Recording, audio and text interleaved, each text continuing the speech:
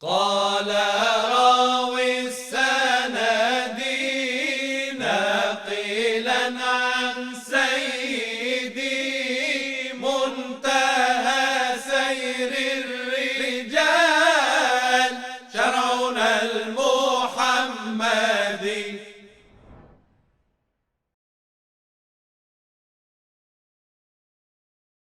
بسم الله الرحمن الرحيم وصلى الله على سيدنا محمد وعلى آله وصحبه وسلم أجمعين.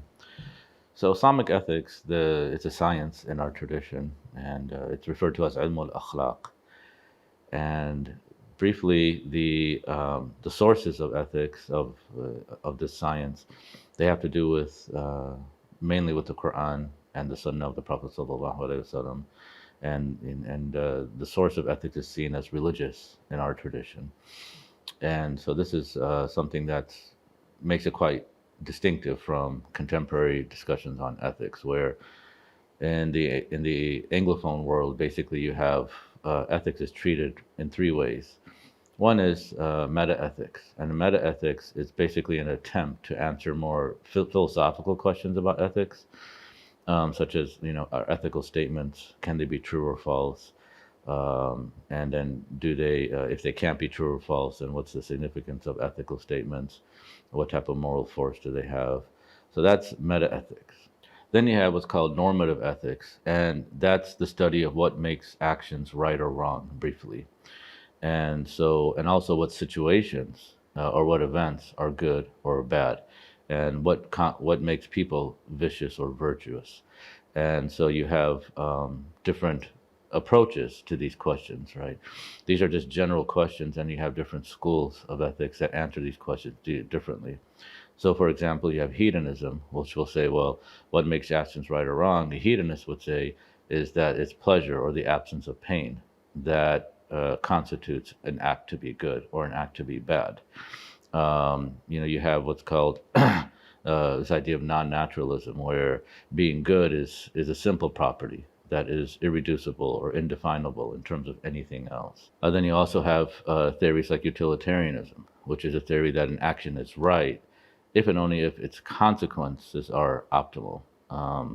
And so this is the idea here of John Stuart Mill, for example, where it's the most optimal consequences for the greatest number of people. So all of these are different philosophical schools that seek to answer these type of questions. In the case of normative ethics, of what makes an action good or bad, or what makes a person virtuous or vicious as well. The third broad category in the anglophone world and how they approach ethics is is known as applied ethics. And here in applied ethics, you are answering specific questions that impact you, that you encounter in your life. So, is abortion always wrong? Is euthanasia always wrong? What about things like the death penalty? So these are specific questions that a person or groups of people seek to answer. And at this level of ethical deliberation, this is called applied ethics, because you're applying them to specific situations here. Now, it's important to keep in mind all of these three levels, they don't exist independently of each other. So whenever a person is applying, or at the level of applied ethics, there are assumptions and commitments that are made at the meta-ethical level and at the normative ethical level as well. And they inform how one answers questions at the level of applied ethics. Now, in the case of Islamic ethics, really the goal of Islamic ethics is based on the verse in the Quran where Allah Ta'ala says, Bismillah ar-Rahman ar-Rahim, Man amila salihan min dhakaran aw untha wa huwa mu'minun فَلَنُحْيِيَنَّهُ حَيَاةٌ طَيِّبَةٌ, that whomever amongst you does righteous works, be they a male or a female, and they're a believer, وَهُوَ مُؤْمِنٌ, then Allah subhanahu wa ta'ala promises to give that person to give them a life that's hayatun tayyibah, a very wholesome and felicitous life. This is really what Islamic ethics, the goal of it is. Now, it's a pretty it's not as straightforward in terms of what constitutes, a good life, but it's really akhlaq is to answer that question on how to live a good life. And there's a lot of overlap with ethics and at the same time in the Anglosphere world as well. And all of these three levels, meta-ethics, the level of meta-ethics, the level of normative and applied ethics, one does find analogs in the Islamic tradition as well. So for example, the level of meta-ethics, what is good? What is bad, right? These are questions that are usually answered one finds them in the science of theology, of husn and qubah regarding acts.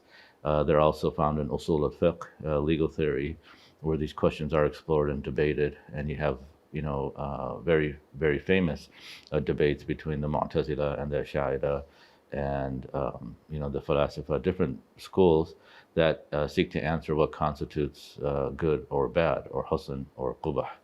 And then they also answer questions on, is good an intrinsic property of an act, or is it an accident? And so can you have the same act of walking, and that act of walking in one context could be good, walking to the masjid to go to the prayer, or in another context, that same act of walking can be considered evil if you're walking to go and kill somebody, for example. So this sparked a lot of conversations and debates about the ontological nature of good and evil as it relates to human acts. And so, again, the sources for Islamic ethics do have to do with revelation, and then there's a level of rational, discursive reasoning that goes into this as well. But on the whole, this is how one would briefly compare Islamic ethics to ethics in the Anglophone sphere.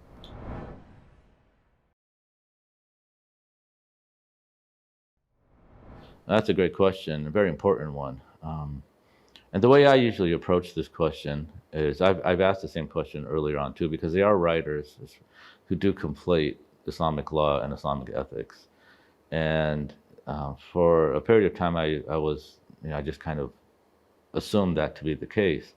But as you study the Islamic sciences, one learns, for example, that ethics is a science and law is a science as well. It's an ilm. And that which distinguishes one science from another is its subject matter, its mawdu'. And when one looks at the subject matter of ethics, of ilm al-akhlaq, there are different responses, but on the whole, it's to look at ethics, the subject matter of ethics is to look at the human soul and looking at how virtuous acts or vicious acts are performed by the human soul. And you're looking at the definition of virtue and definition of vice, and then what acts constitute what acts, and how to determine which acts are vicious and which acts are virtuous. And so, and perhaps what gives some conclusion, if that's the subject matter of Islamic ethics, perhaps what gives some confusion, and why it can easily be confused, Islamic law also deals with human acts as well. And so it's like, okay, they're both dealing with human acts, so why are they different? And it's easy to perhaps assume that they're just synonymous.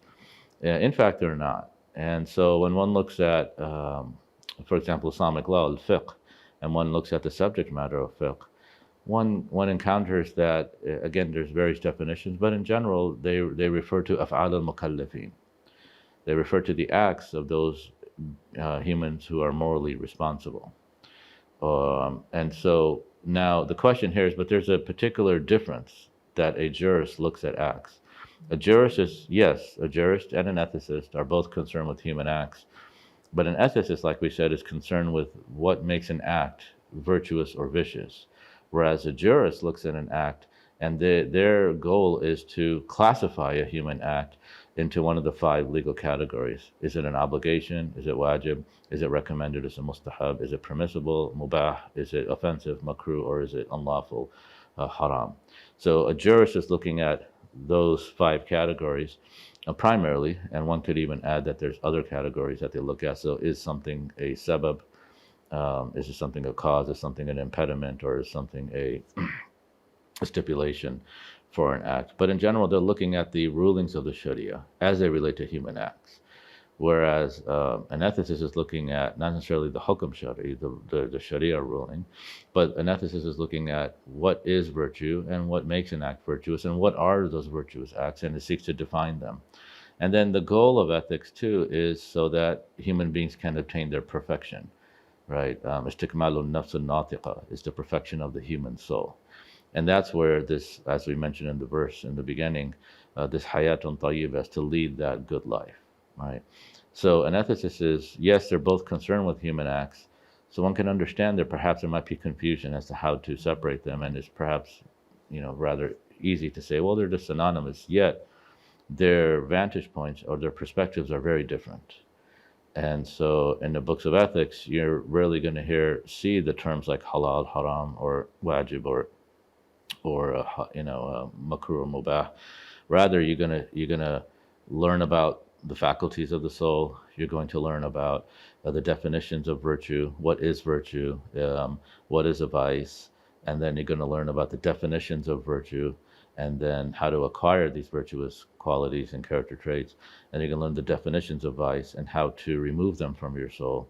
And so that's really the content of these books of ethics, and with the goal of perfecting the human being, right? So one of the definitions of ethics, according to our scholars, is they call it the great elixir, elixir al-a'zam, because it was this chemical that they were searching for that would transform any compound or element into gold. So ethics is that which transforms the human soul into gold, right? And so basically what ethics is about is to take the human being as he or she is, and through the science of ethics and living and studying this science and applying it, they can fulfill the true human potential, which is human perfection. Istikmalul nafs al-natiqa.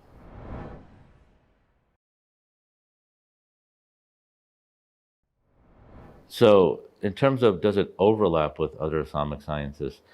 Well, other Islamic sciences will incorporate ethics, right, into their sciences, such as ilm al-tasawwuf, where tasawwuf, the subject matter of tasawwuf is, they say, the entity of God, Dhatullahi Ta'ala, and knowing God, Allah Subhanahu wa Ta'ala. Whereas, now part of the science of tasawwuf is, acquiring good character traits and divesting the soul of vicious character traits. So a mutasawwif will be greatly concerned about akhlaq. Of course, there's other things that they're also concerned about that akhlaq may not be outside the scope of ethics. So there is overlap, definitely, and then ethics informs other sciences as well.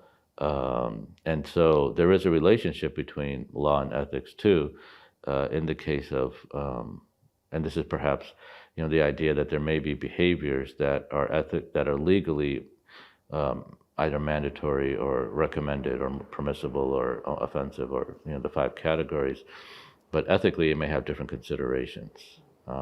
So it is definitely not a science that's isolated and independent from other. It's independent conceptually, but it's also related to all other sciences.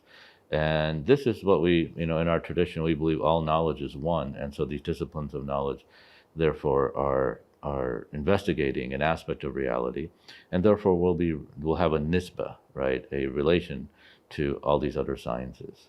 So definitely, there will be a relationship to other sciences, ethics.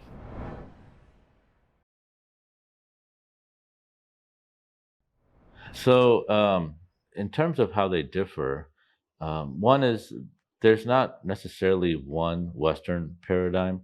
There are multiple ones, so you have, for example, utilitarianism that we talked about. You have consequentialism.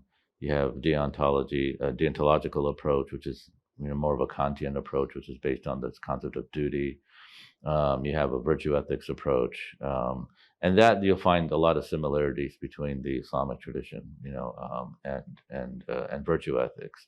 Nonetheless, when we're considering human acts in the Islamic tradition, we don't just consider them from one aspect, right? So even just merely from the ethical considerations of an act, we look at the legal considerations as well.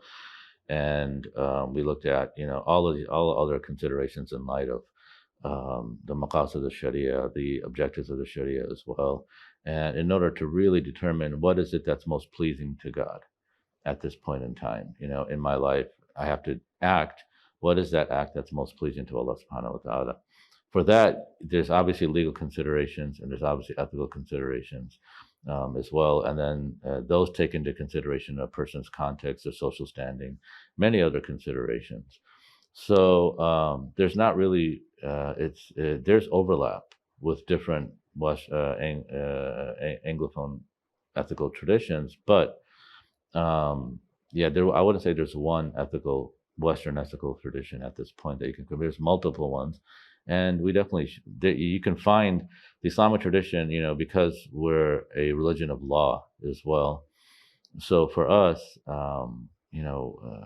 many of the things that perhaps people in the Anglosphere might consider to be ethics, we would consider to be legal questions. A question, for example, like abortion, it's a fiqh question. It's a legal issue, right? And so, no doubt and when I mean that it's a fiqh question, it's a very rich and very important fiqh question. It's not a matter of simply halal, haram, or haram or things like that, but it's a very rich question. And for others, they might think of the question of abortion as merely a theological question. But for us, the question of abortion, for example, involves theological issues. For example, what is the right of what right do we have over our own bodies? What's the status of the fetus? When does life begin? These are all questions that need to be answered that go into the legal ruling of abortion. And then the legal ruling of abortion is just a legal ruling. But then when a person wants to decide on this case, they go to a jurist, a mufti, and they seek a legal response. And that takes into consideration their situation, their context that they find themselves in. So they are different ways of framing issues, and that perhaps people in the West, we may look at one issue, but from different points of view. And so that's something I think, that's important to keep in mind as it relates to the question that you asked. Now, and the other thing is, yes, there's no one single Western ethical tradition, and different time periods, right? One finds a dominant ethical system that's usually in play. No doubt, and currently in the West, one can say utilitarianism is a very strong way of approaching ethical issues. Consequentialism as well, and then Kant's categorical imperative is really not that much in play. But definitely utilitarianism and consequentialism are very strong and ways of approaching issues of ethics and law.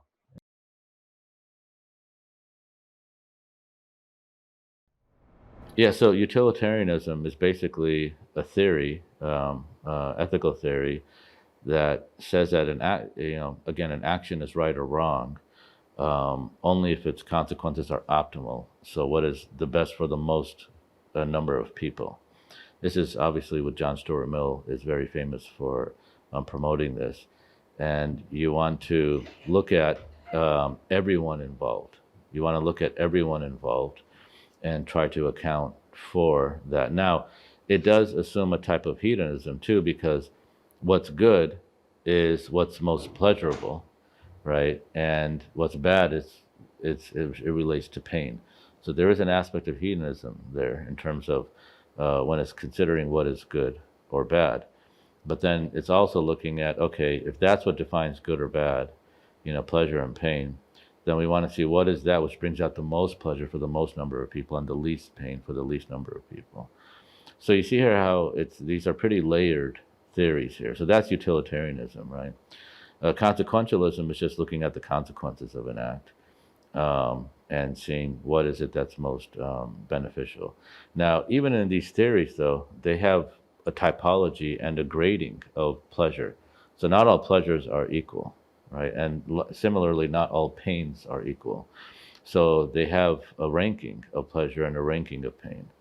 And so they wouldn't necessarily think that, for example, appreciating the pleasure that comes about from appreciating poetry is equivalent to the pressure of someone eating, for example, baklava or something like that.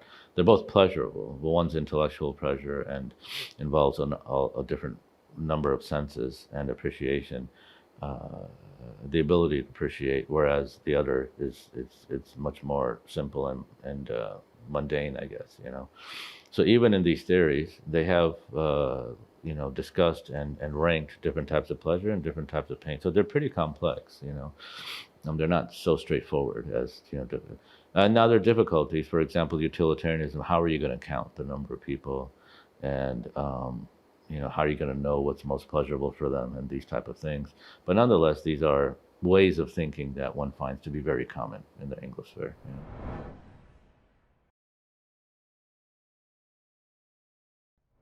When we're looking at, I think one of the beauties of our ethical tradition, our legal tradition is, especially in our ethical tradition, because it deals with the human being, and you were dealing with the faculties of the human being, such as the rational faculty, the irascible faculty, and the appetitive faculties. Human beings always have these, right? And so there's a consistency and a stability in our ethical tradition.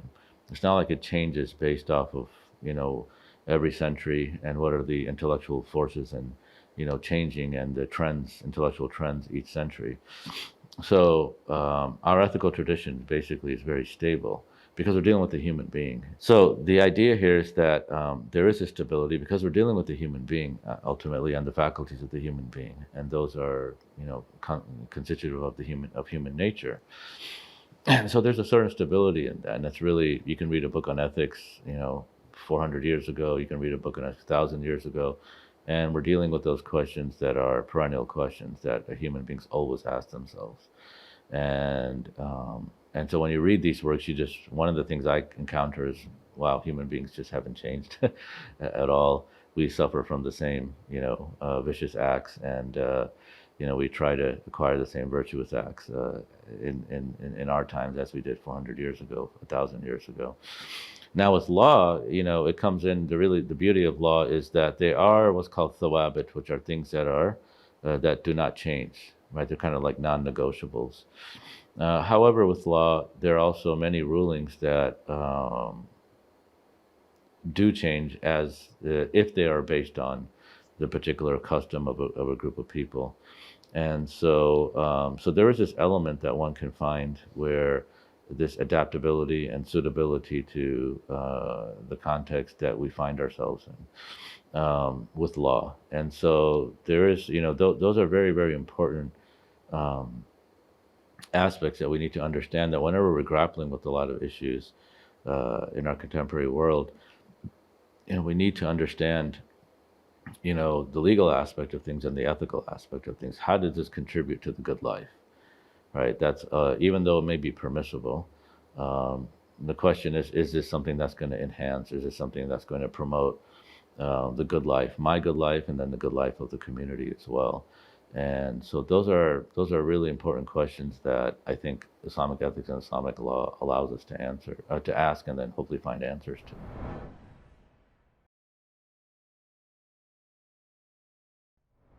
If you take something like a lot of the emerging technologies, even in the country like the United States, they're recognizing too that the law is behind, not because it's an outmoded legal system or they don't have enough jurists or judges, but rather the technology is developing so fast. The pace of development of technology, that's something that's fairly unprecedented.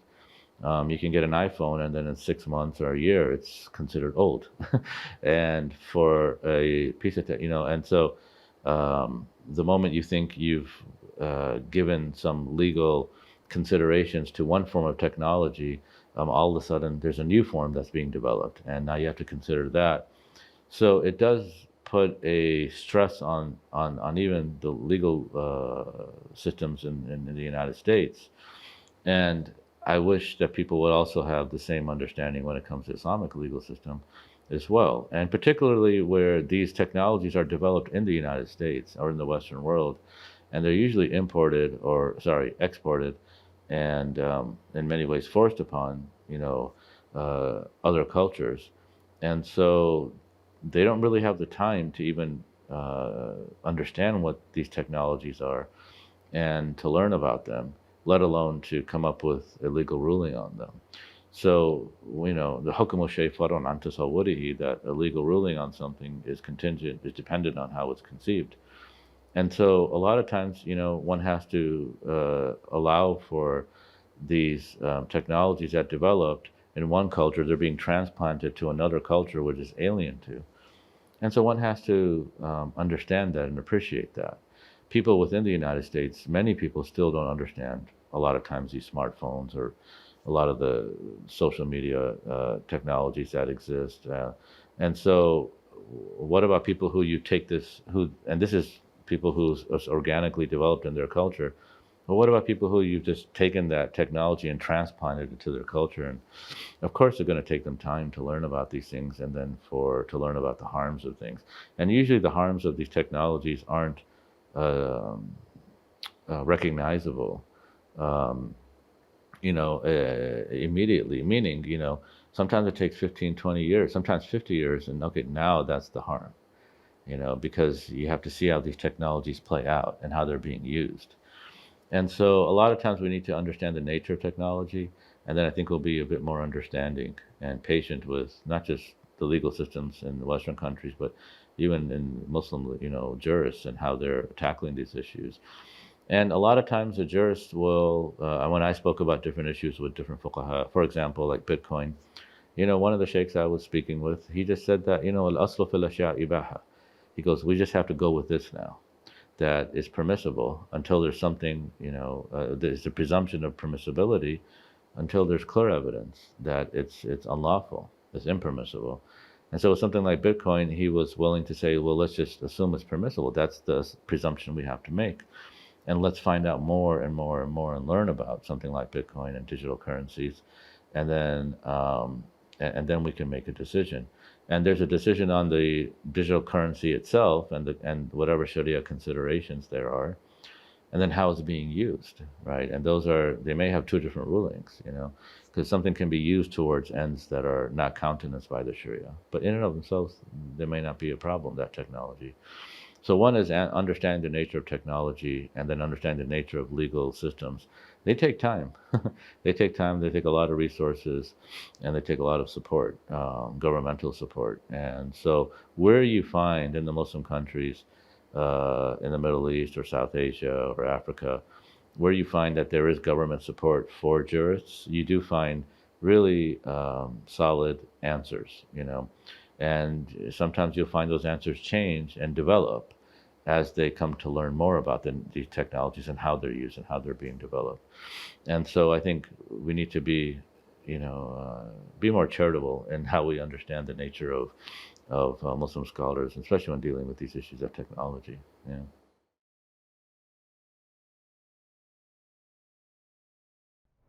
Well, we have the Prophet ﷺ who's told us a hadith. It's in the Arba'in Nawawiyah, and it's a really beautiful hadith about the nature of what's lawful and unlawful. Where he said, sallallahu alaihi wasallam, al-halalu bayyinun wal-haramu bayyinun.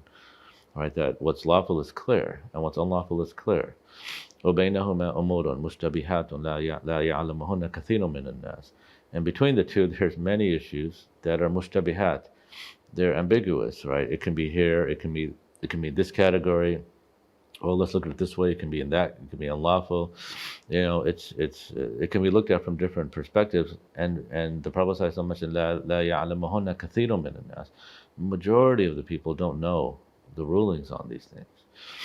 And so, what's halal and what's clearly halal and what's clearly unlawful, those are clear and those don't change.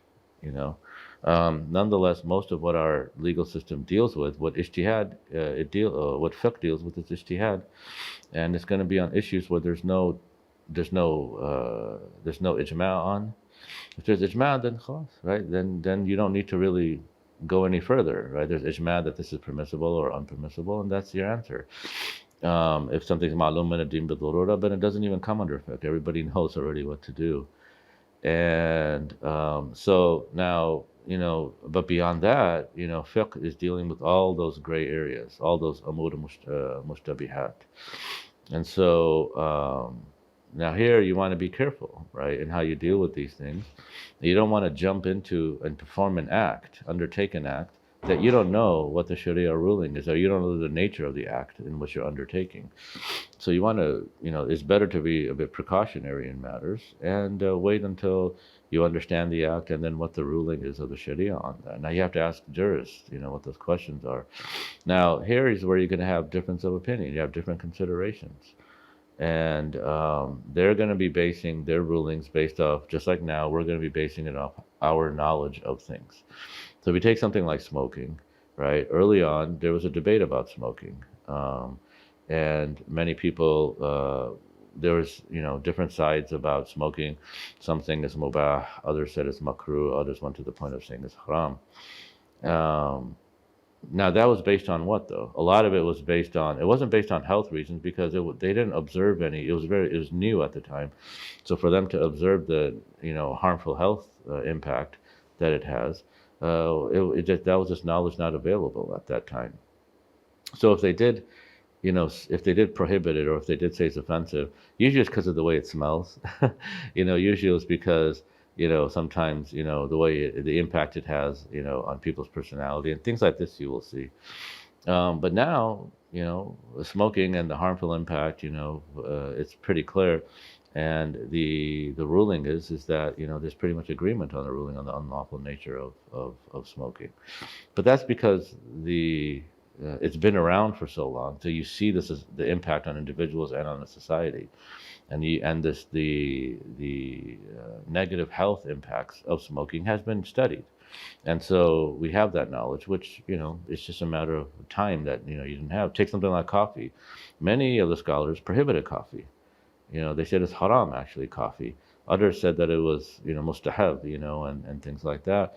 But there's a lot of literature on those things, a topic like coffee, and in fact it's called qahwa in Arabic because it's one of the names of wine actually in Arabic language, and because they saw the addictive qualities of qahwa, of coffee, right, al-bun, the coffee bean, and so they gave it one of the names of wine because they saw it's just like wine is addictive, this is also addictive, and so they were pretty, there are many scholars, not all, who were wary of something like coffee. And other scholars said, no, it actually has good benefits. It keeps you up at night. You can do dhikr, you can work, you can, And so it's just based on information and data and experience. And so based on what knowledge human beings have, collectively as a society and individually, then a ruling can change based on these things. And there's no explicit text, right? Remember, like, what's lawful is clear when what's unlawful is clear. And there's no ijma on things like smoking, coffee, or all these type of things. So it's going to be based off of, it's a matter of ijtihad, and that's based off of the mujtahid's knowledge of the subject matter. Now, they can only be held accountable for the knowledge they have at that time. And as, we increase, as societies develop in times, our knowledge of things like this increase. So that's how rulings then will change. And it was very normal to understand rulings can change. It wasn't seen as something, for Muslims, as something very odd or strange. Perhaps modern Muslims may find this as something odd or strange, but for most Muslims, it wasn't something like that was considered strange about Islamic law, that a ruling should change.